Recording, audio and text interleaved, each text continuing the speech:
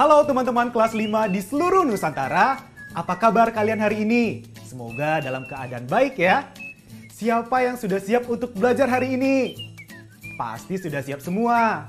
Sebelum kita mulai pelajaran hari ini, kita berdoa dulu semoga ilmu yang kita dapat nantinya bisa bermanfaat.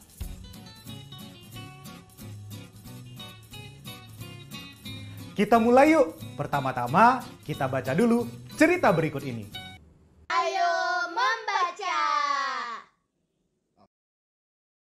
Itam dan U ditulis oleh Yovita Siswati, diilustrasikan oleh Evi Selvia. Bab 1. Gelombang besar. Itam dan Michelle sedang asik bermain gangsing ketika mendengar nyanyian yang sudah sangat mereka kenal. Lagu itu lagi, apa Cilam tidak bosan ya? Kata Itam. Ini penting, sergah Cilam. Belum selesai kalimat Cilam, mendadak bumi berguncang hebat. Itam dan Michelle berlari ketakutan. Gelombang raksasa menghantam. Air laut menyeret Itam, memisahkannya dari Cilam, lalu menghempaskannya ke sebatang pohon kelapa. Itam memeluk erat pohon kelapa itu agar tidak kembali terseret air. Itam berhasil memanjat pohon kelapa sampai ke puncak. Dari atas yang terlihat air dan air. Tidak ada Michelle, tidak ada siapapun. Kini hanya ada dia dan U, pohon kelapa itu.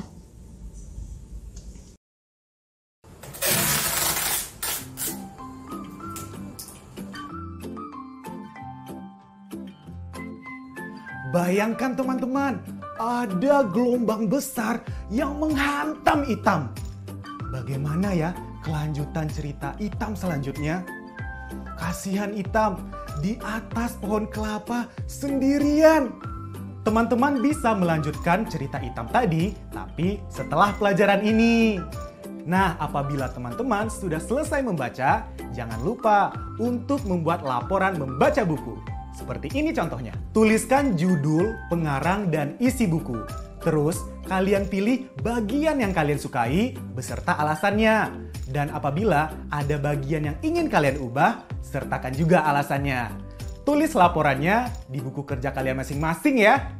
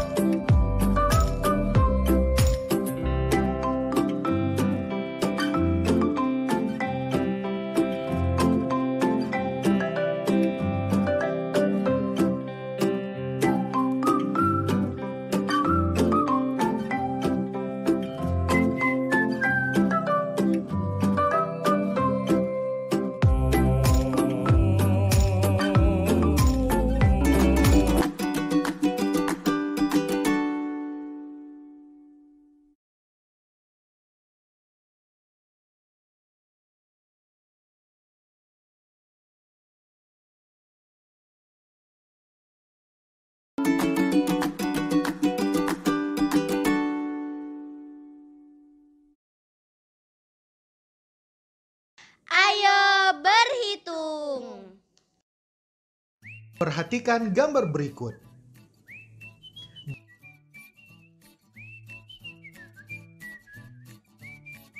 Berapa lama waktu yang diperlukan untuk mengunduh file tersebut? Kalian pasti sudah mengerti cara menghitungnya dong.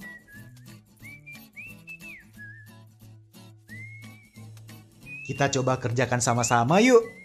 Yang sudah kita tahu adalah file sudah terunduh sebanyak 95%. Dan perkiraan waktu selesai mengunduh file adalah 15 menit. Ini berarti file yang belum terunduh adalah 5%. Dan waktu yang dibutuhkan untuk mengunduh 5% file yang tersisa adalah 15 menit. Ingat, 5% itu sama dengan 5/100. Nah, kemudian kita hitung perkiraan waktu yang diperlukan untuk mengunduh seluruh file dengan cara ini. 100 dibagi 5 dikali 15. Hasilnya sama dengan 300. Jadi, waktu yang dibutuhkan untuk mengunduh seluruh file adalah 300 menit. Mudah bukan?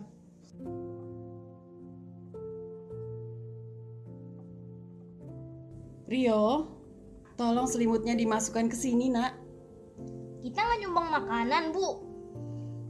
Nanti kita beli dulu di supermarket. Soalnya sebaiknya makanan yang disumbangkan itu makanan yang sudah jadi dan gak perlu dimasak. Seperti biskuit, Loh, kok, ya? Gempa bumi, Bu! Ayo, cepat sini. Untung kamu lagi sama ibu, Nak.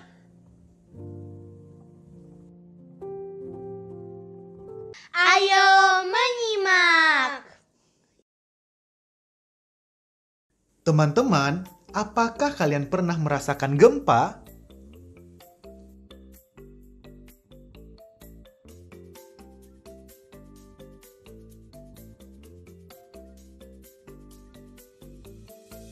Gempa bumi dapat menyebabkan kerusakan bangunan dan lainnya.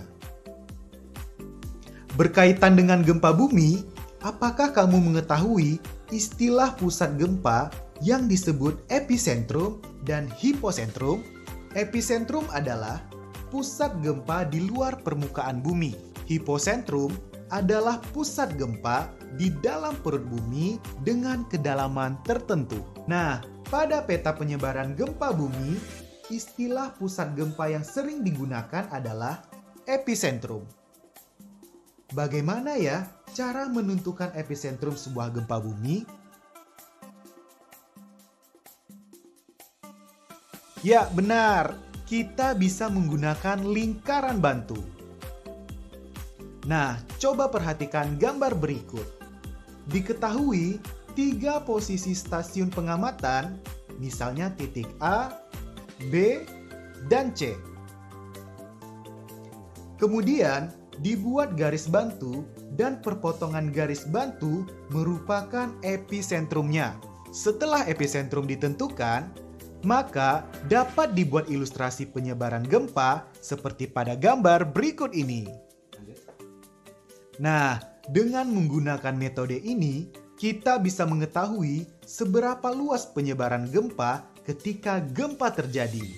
Mudah kan? Ayo mencoba.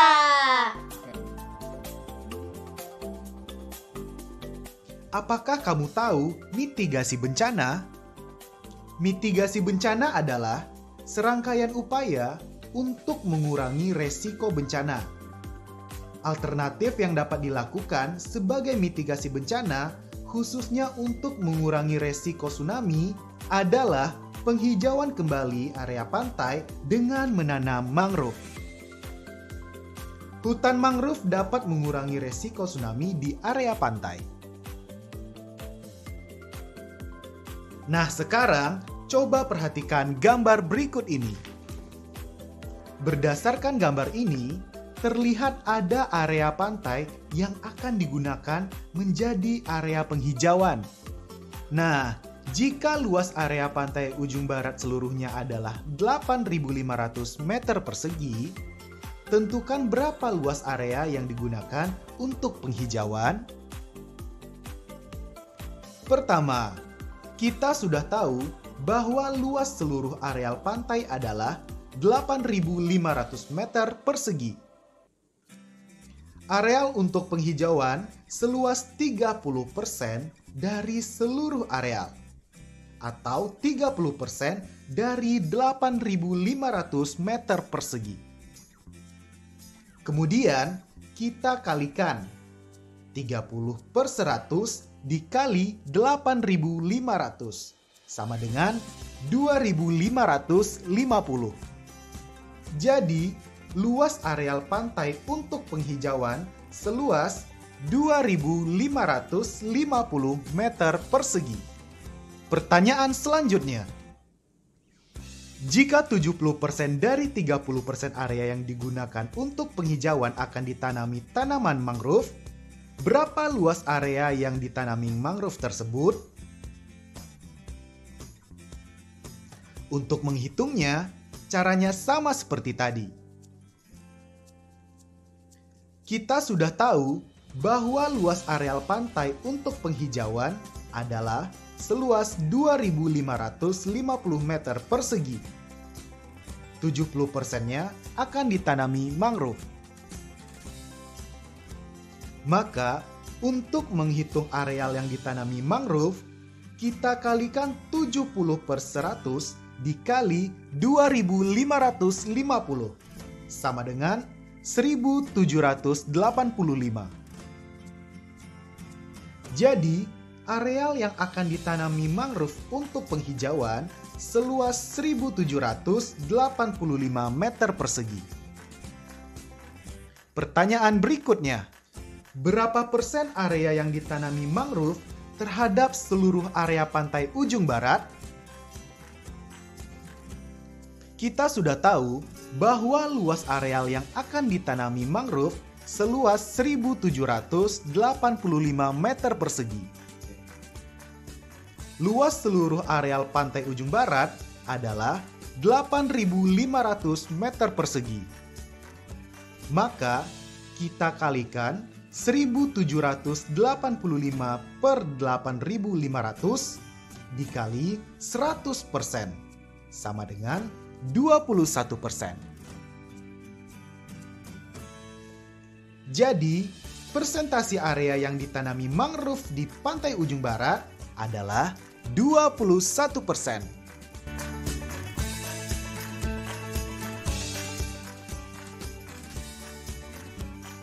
Nah teman-teman, pasti teman-teman udah pada jago menghitung persentase. Tapi teman-teman harus tetap latihan ya, supaya makin jago lagi. Oh iya, sebelum Kak Angga pergi, kita latihan sama-sama dulu ya.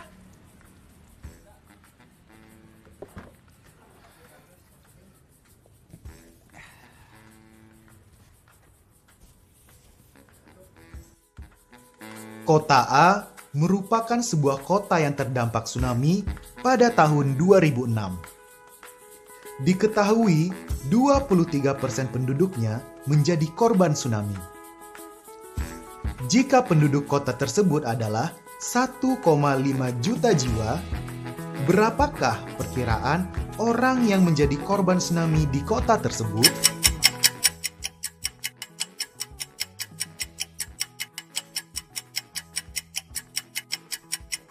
Kalian sudah selesai menghitung? Kita cek jawabannya sama-sama ya. Pertama-tama, kita sudah tahu bahwa jumlah penduduk adalah 1,5 juta jiwa. Korban tsunami sebanyak 23% dari total penduduk. Maka 23/100 dikali 1,5 juta sama dengan 345.000.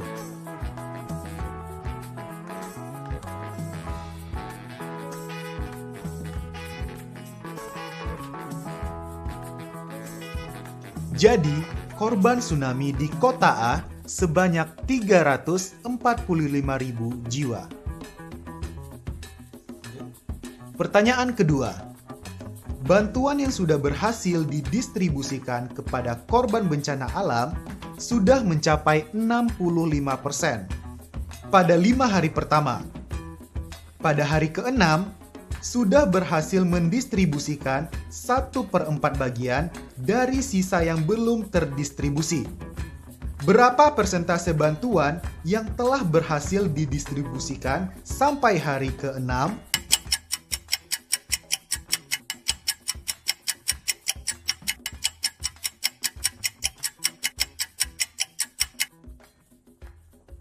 Yuk, kita cek jawaban kita sama-sama. Yang sudah kita tahu adalah jumlah bantuan yang sudah didistribusikan sampai hari ke-5 sebanyak 65%. Berarti masih ada 35% yang belum didistribusikan. Nah, di hari ke-6, bantuan bertambah 1/4 dari sisa yang belum terdistribusi. Yang berarti 1/4 dari 35%. Kita harus cari tahu terlebih dahulu berapa persenkah itu terhadap total seluruh bantuan. Caranya seperti berikut. 1/4 dikali 35% sama dengan 1/4 dikali 35/100.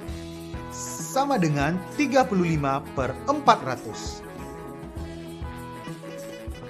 Karena kita mau mencari persentase, maka kita ubah pecahan menjadi per 100. Hasilnya 8,75/100 atau 8,75%. Maka total bantuan yang didistribusikan di hari ke-6 sebanyak 8,75% dari total bantuan yang akan didistribusikan. Kemudian, kita tinggal jumlahkan persentase bantuan yang didistribusikan di hari ke-6 dengan persentase bantuan yang didistribusikan sampai hari ke-5, yaitu 8,75% ditambah 65%, sama dengan 73,75%. Jadi, persentase bantuan yang telah berhasil didistribusikan sampai hari ke-6 sebanyak 73,75%. Proyek kreatif minggu ini.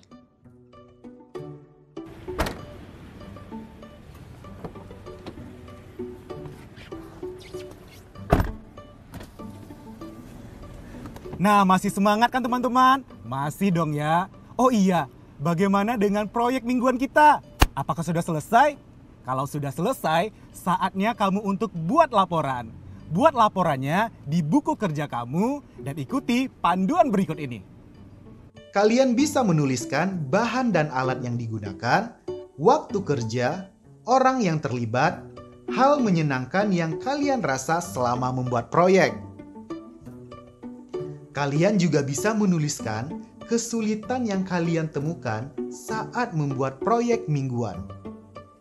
Dan jangan lupa bagaimana kalian mengatasi kesulitan tersebut.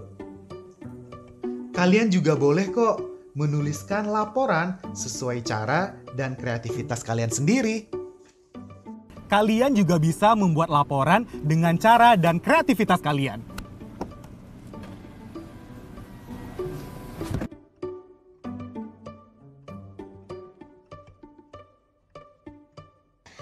Refleksi. Sekarang waktunya mengingat lagi pelajaran hari ini. Teman-teman masih ingat cerita tentang Itam dan Utadi? Lalu ingat kan bagaimana cara membuat laporan setelah membaca buku?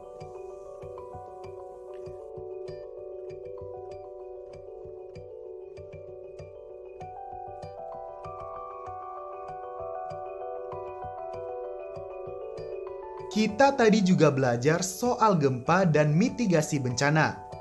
Bisakah teman-teman menjelaskan lagi apa itu epicentrum, hiposentrum, dan mitigasi bencana?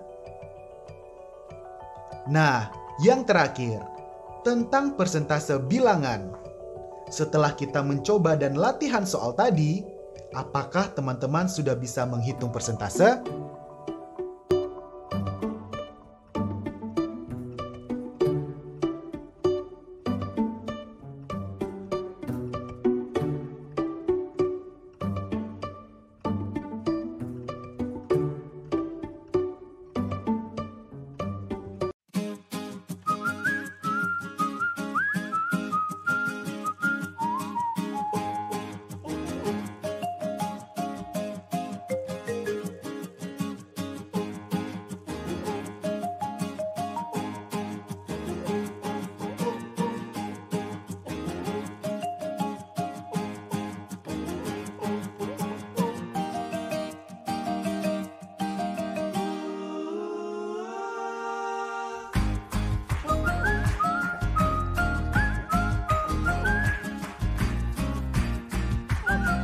Selesai sudah pelajaran kita hari ini ya teman-teman. Kita tutup dengan berdoa.